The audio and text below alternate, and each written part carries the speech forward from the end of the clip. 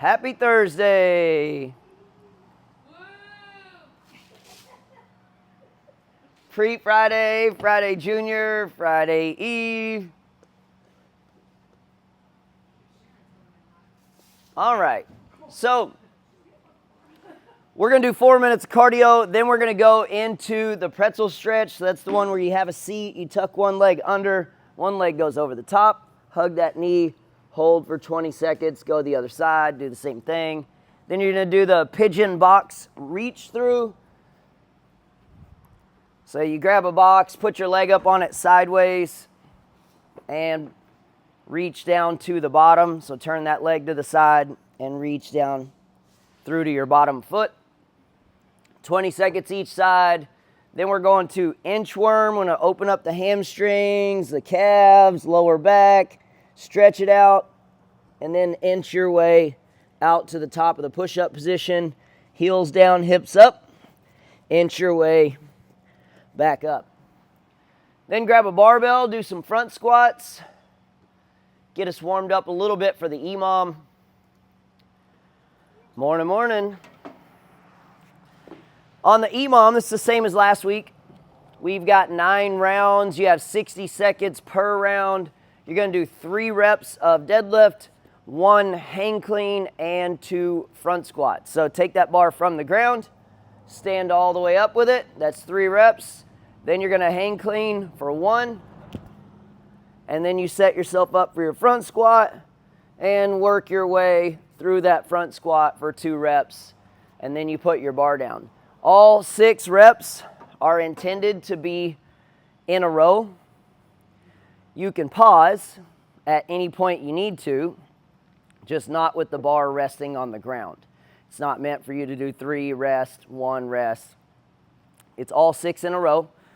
You have 9 rounds. You have 60 seconds per round. You're going to work up to the heaviest load, and that's what you're going to record is whatever your heaviest round is.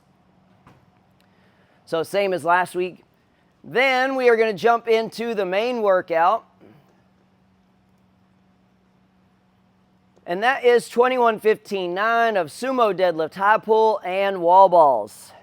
Yes, it did say sumo deadlift last night, not high pull. I don't know why I didn't type in high pull. I thought high pull the whole time.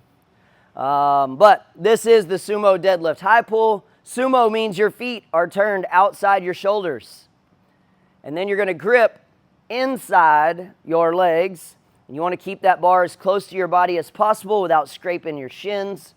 And as you come up, okay, he's moving slow motion. As you come up, you're treating it just like every other deadlift.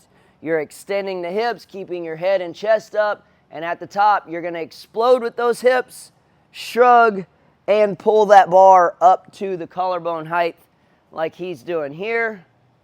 You want your elbows to stay above the bar at all times. This is not a curl. This is a high pull. So you want to get that bar to your collarbone and keep your elbows above the bar. So you're doing a deadlift with just a little explosive pop at the top of that deadlift, and you transition all of that leg power into that upper body high pull. I want to be clear, this is not upper body from the bottom. So all you strong guys, try to fight that urge to pick that up from the ground. You should not have your arms bent until your legs are fully extended, and then you pull. And that's true on a clean, a snatch, a high pull. Get your legs fully extended. Get every inch of power out of those legs before you shrug and pull. If you start pulling early, you're going to put all that work into those little bitty muscles around the elbow and the shoulder, and then you're also going to feel that in your lower back. The longer you can wait to explode, the more vertical your spine is going to be, the more power you're going to generate, the more legs you're going to get, and the less lower back you're going to get. So slow from the bottom and just gradually build speed until you pop that last couple of inches. So we have 21 sumo deadlift high pulls and then 21 wall balls.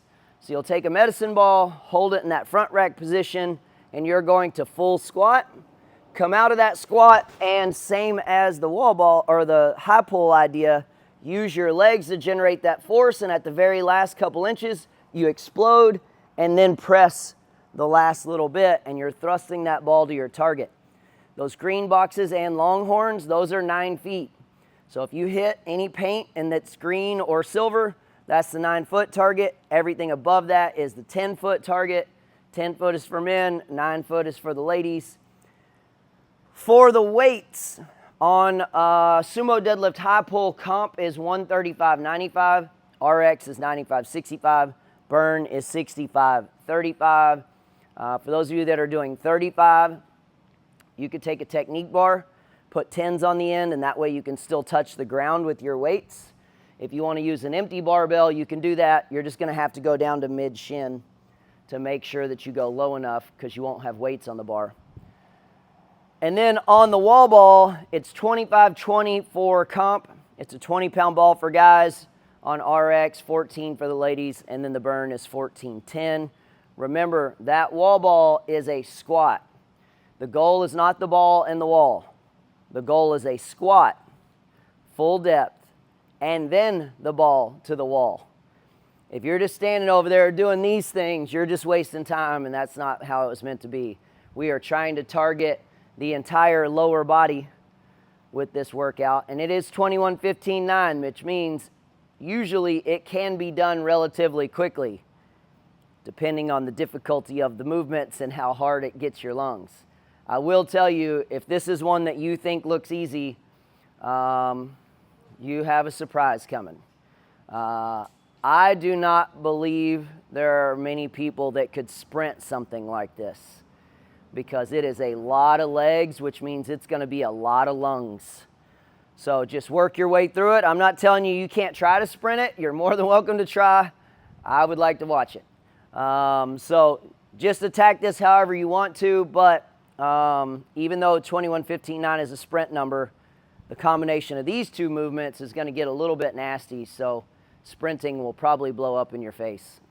So take your time and chip your way through if you can.